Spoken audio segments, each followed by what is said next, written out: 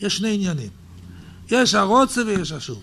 הרבי, שמעתי פעם מחסיד אחד שאמר לי, התקיעות של הרבי היו, התקיעה הראשונה הייתה ארוכה, לפי ערך. לפי הדין, ארוכה, אחר כך שבור עם תרועו, והתקיעה שאחר כך הייתה עוד, האריכות היה בתקיעה האחרונה.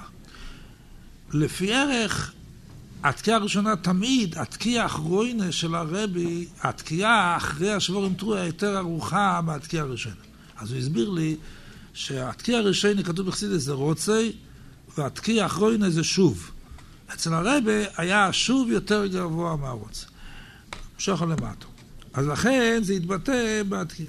ברור שעיקר זה אבל אחד בלי השני לא יכול להיות.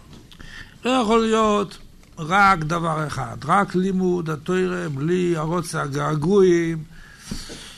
צריך לזכור, הנשמה למעלה, מה שהייתה, לא היה שום דבר גשמי, הנשמה, אז לא זה המהות של היהודי שהוא קשור באלומה, זה היהודי זה מה שהנשמה למעלה הייתה בגן עדן.